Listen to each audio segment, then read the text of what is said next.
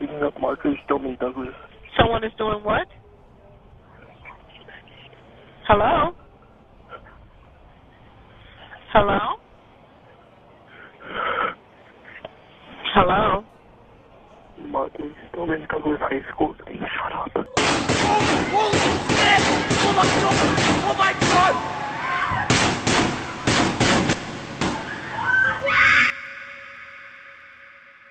New court documents reveal that 19-year-old Nicholas Cruz confessed to police that he was the gunman who shot up Marjory Stoneman Douglas High School here, killing 17 people. You send your kid to school in the morning and you say goodbye, and you just want to see him at the end of the day. If we can't protect our children in schools, then who can we protect?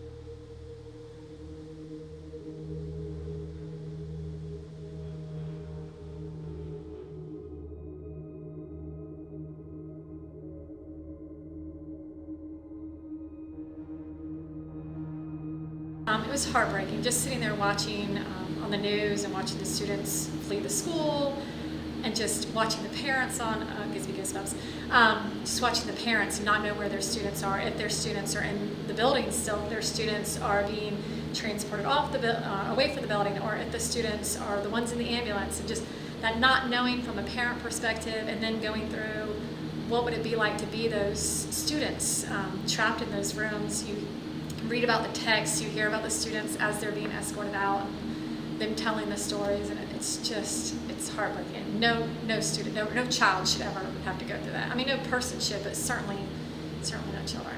I walk into the front office of my children's school, and it's a very small office that's completely open, but it's the only way to get in through those locked gates.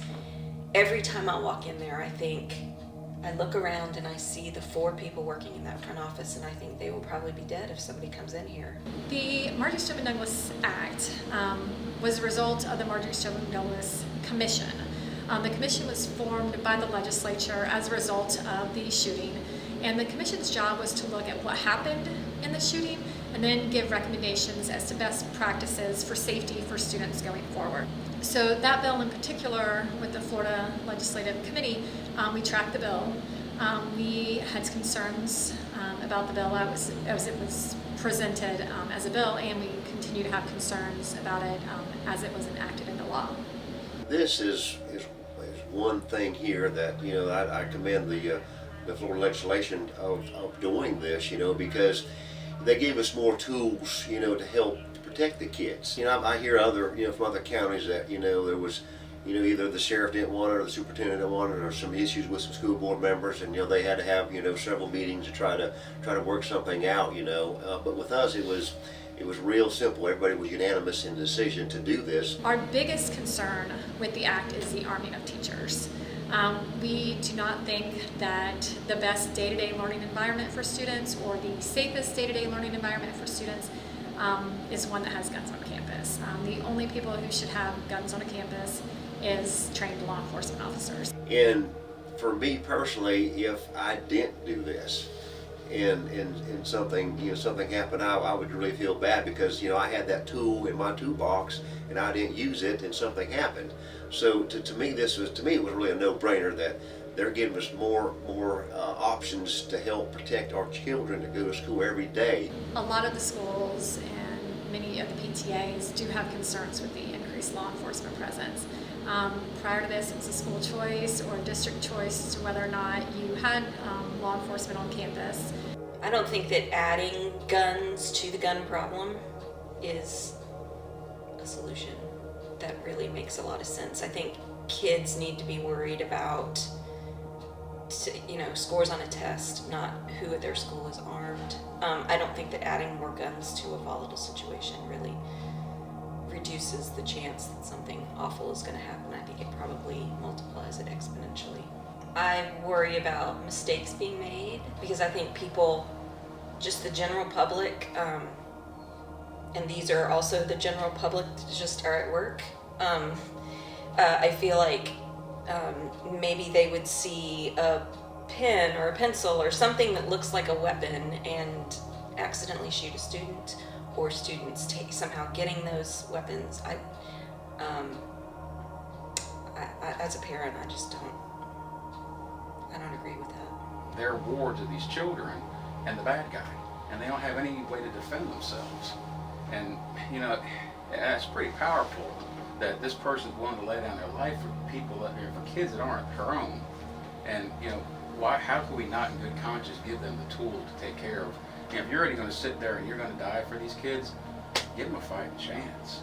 And for my kids, they had a lockdown one time, and my youngest said, "Mom, she said, I don't know what to do during the lockdown. It makes me really worried because I don't know if I should go get my younger sister, or if I should just leave the school and look for her after we went out."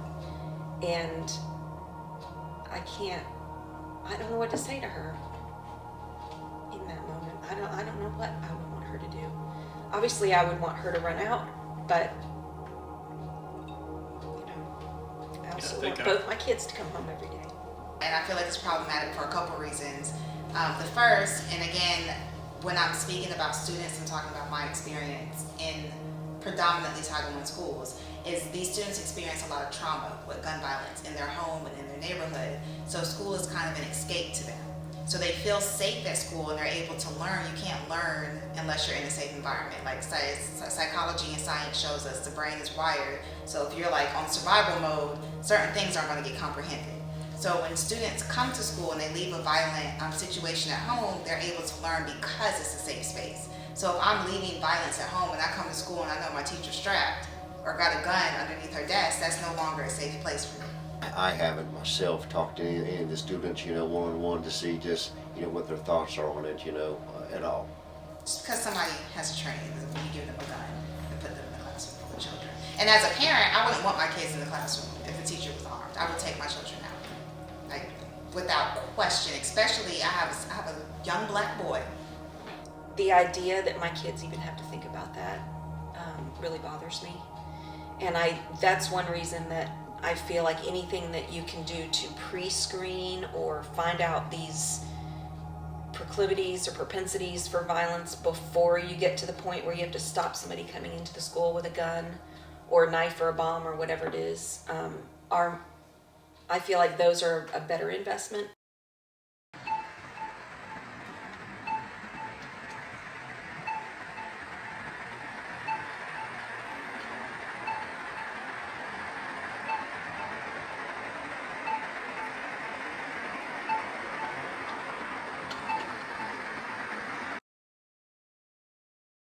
So it's basically a provision which within the Marjory Stoneman Douglas Public Safety Act.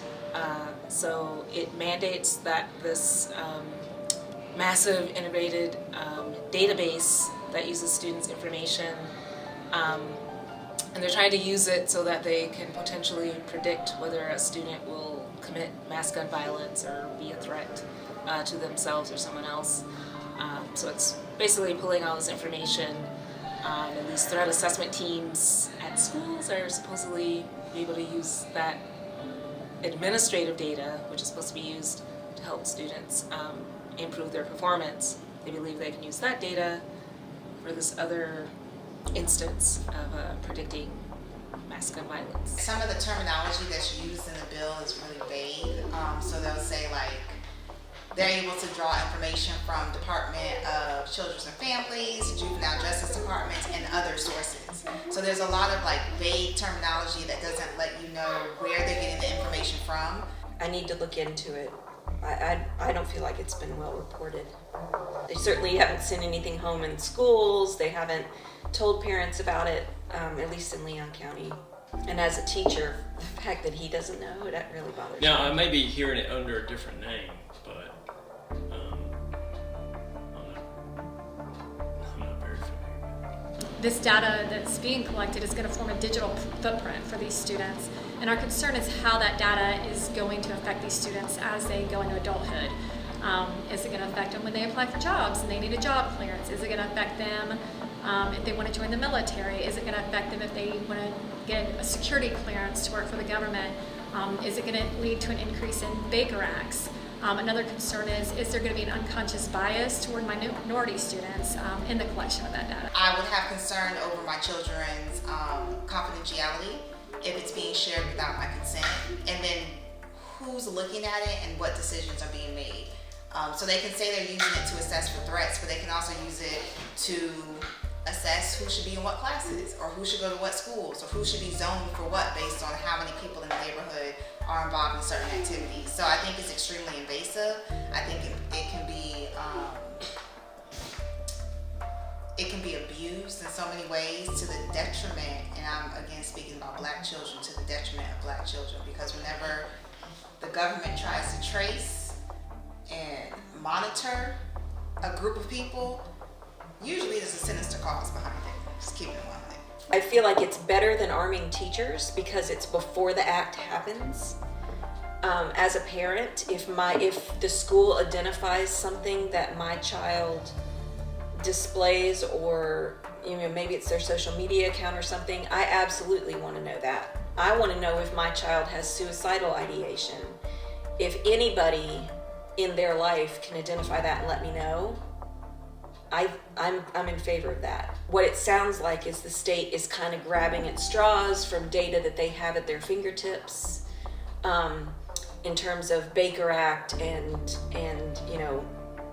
DCF records or whatever it is. I'm just not sure that is really where they're going to find the problems. But I think the idea of what's intended is really good. I just want my kids to come home at the end of the day. And I'm familiar with what's called algorithmic bias. That's in data, and it's basically the biases that people have kind of get amplified when you put it into a technological system. So there's a lot of points within the system of trying to predict whether a student will be a shooter, where this bias can come in. It can take place just in the data itself. So if you look at the data sets they're using, most of that data is what's called black data. And that's normally you find in criminal justice data, where it's mostly African American people. So the same holds for this data.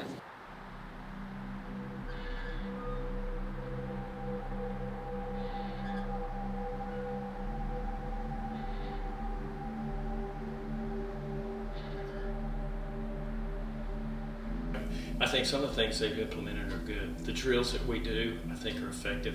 They provided me with a kit and training on a tourniquet kit and a first aid kit.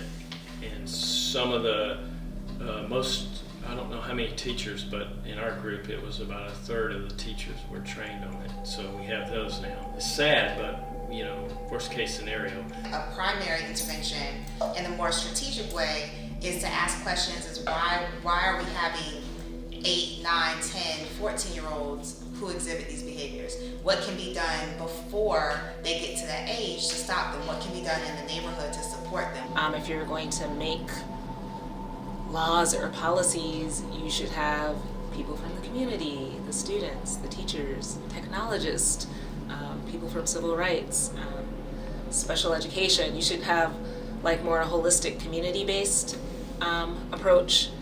So that way if you have blind spots or just total lack of knowledge, you can make more informed decisions.